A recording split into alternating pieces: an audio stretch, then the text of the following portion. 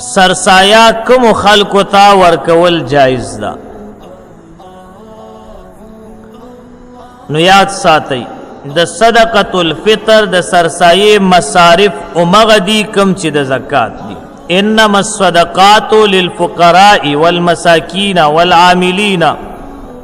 سورۃ توبه کې دا اته ذکر شوی دي، اته مصارف دي.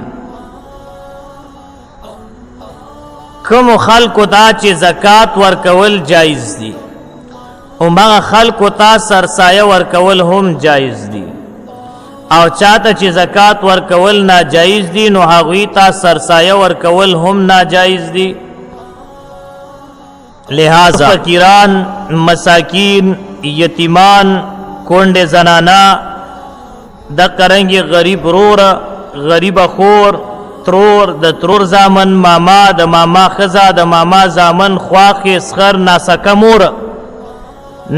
مور او دا قرنګي ناسکه پلار او داسې نور خپلوان چې غریبانان وي دوی ته سرسایه ورکول ساده طرف نه جایز دي. په دې باندې تعالی اجر ملاوي. پوهیږئ په خبره. او د دې نه علاوه چې څومره فقیران وي، غریبانان، مسکینان، فقیران، یتیمان، کونډه زنانا، همدارنګه سارور دی غریب دی، خو یاد ساتي ډیرو خلکو د خپل رونه او رشتہ داران صرف سرسایو د پاره ساتلی یا زکات د پاره. نو داسې بم نه کې ګورخه، داسې بم نه کې چې دا دې صرف زکات د پاره او سرسایې د پاره ساتلی نه، چې ته مالدار یې نو عام اوقاتو کې هم د دوی خرچه پتا باندې واجب د حق به ادا کړي.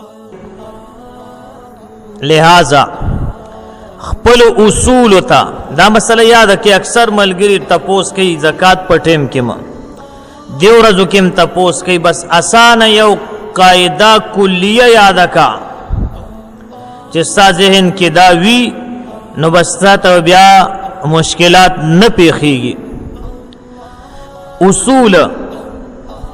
اصول ستوي د چانا چې ته پیدای ستا پلار حقیقی پلار او حقیقی مور، سکا پلار، سکا مور، بیا نیا نیکا، ورپسې غور نیکا، پر نیکا، ټر نیکا، برازه ورپسې دغه نیاګانې دي ته اصول وی. دوی ته نه زکات ورکول شي نه سرسایه ورکول شي.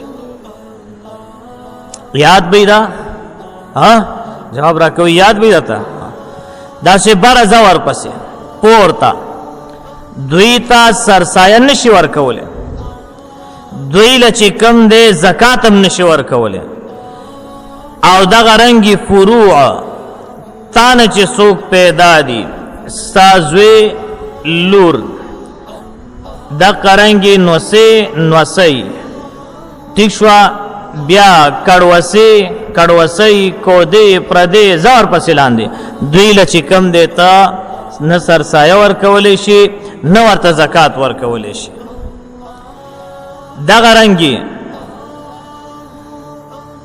خپلې بیبي ته نه زکات ورکولی شي نه سرسایه ورکولی شي. دغه رنګې بیبي خپل خاوند ته نه زکات ورکولی شي نه سرسایه ورکولی. د سینې چیر دا خاوند می غریب دی او زه مالدار یم، آیا دی وی چې دا بیبي می غریبه ده او زه مالدار یم؟ نو دا نه ده صحیح.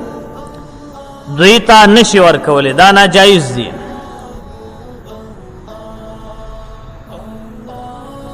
نو یو اصول شو، یو فروع شو، بل خز او خاوند، ځکه د دوی یو بل باندې خپل حقوق شته. نو لہذا دوی یو بل ته خپل منځ کې زکات او سرسایه وغیره نشي ورکولی. د قرنګ سید تا آل الرسول اهل بیت رضوان الله علیهم اجمعین دوی ته سرسایه او زکات ورکول ناجایز دي، ځکه دا یو پاک خاندان دی او دا سیزونه چې کم دي نو دیتا اوساخ ویلې کیږي، د مال خیره. نو نبی علیه الصلاۃ والسلام د خپل خاندان د پاره د دینه منع فرمایلی ده.